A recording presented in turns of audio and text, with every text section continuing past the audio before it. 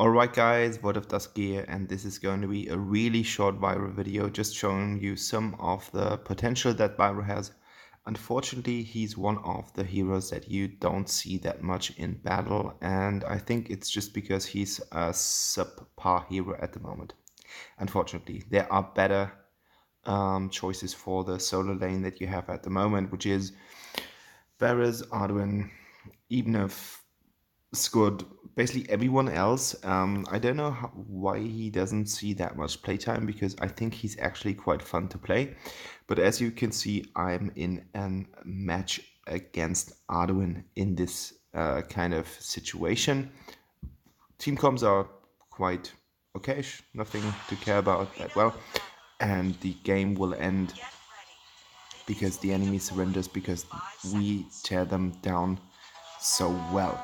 So I built my Valor quite tanky. It's not a build that I came up with, it's some kind of build that I found under the popular ones, but I just think it matches him quite well, and as I don't play him as a main, I won't go into any experimental kind of state where I actually plan my builds and stuff like that. So this is basically about seeing him in action.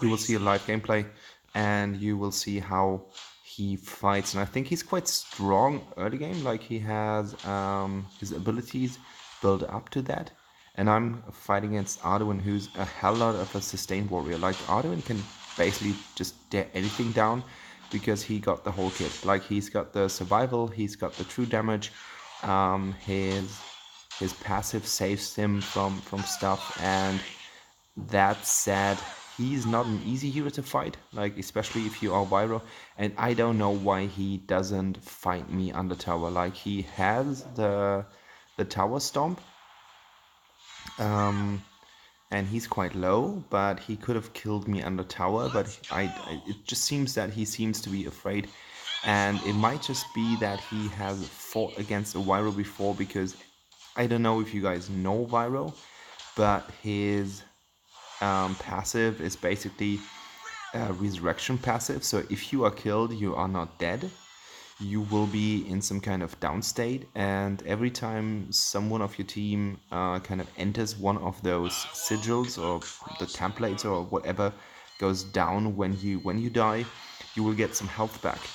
And if no one else can actually kill you during that down state, you will be resurrected afterwards. It's a little bit like Zed if you have played League of Legends before. So that's going to tell you something about his abilities, and this is like the perfect action. Like, I have seen that Quillen is coming down to the bot lane, and I'm just pushing Arduin right into our lane, like our direction of the lane, and that just gives me so much opportunity, and the Quillen is able to deal damage, and otherwise I would not have been able to kill Arduin. Like, I have seen that I was quite strong when I was fighting him one by one in that situation before I have to recall. But as Arduin gets more items, he just gets more tanky, and that just makes him more difficult to kill. And as I'm building tanky as well, and I don't have that many like damage items in my kit, like in my equipment, it will just be like one of those fights where you actually, it will take to the last minute, or the one hero will kill you and you won't be able to do something against. I wasted my ult here. Like, that was really bad. Like, I thought that he is still in range and he wasn't. And glad for me my team is here. Like, I was really low, and we are able to kill the Arduin right here. So your kit, if you want to talk about the abilities, is if you can unleash your one, that is a 3 consecutive strikes, which is basically damage AOE, and with the third one you will stun the enemy. Your second ability is basically some kind of, it's like a shoving, like a pushing ability. You will push enemies into a certain direction, such as Thane does, and you have to be careful because you can't go through any walls. Like, that's important, because if you want to escape with that, you are not able to do so. So you have to keep that in mind. But if you like push an enemy into some kind of obstacle, such as a wall, he will get more damage. And if you activate your ult, it will basically generate some kind of surrounding area, and it will grow faster or like bigger the sooner you get your stuff together. Oh, that was a nice double kill, wasn't it? And if you unleash it, the enemies will be knocked up.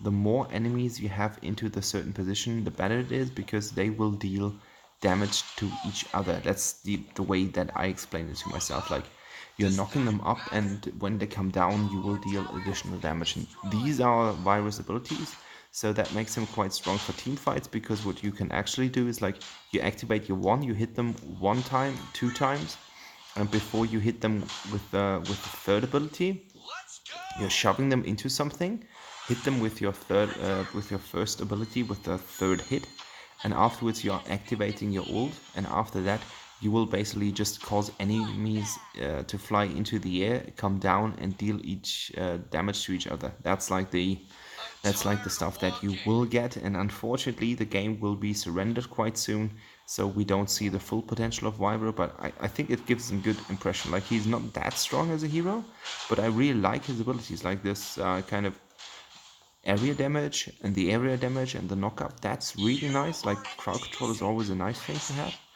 And if you position your shoving ability right, you can cause strange situations. Like, that will basically help your team to get into the fights, to get enemies out of the fights, like the ones that deal damage, you can shove them away.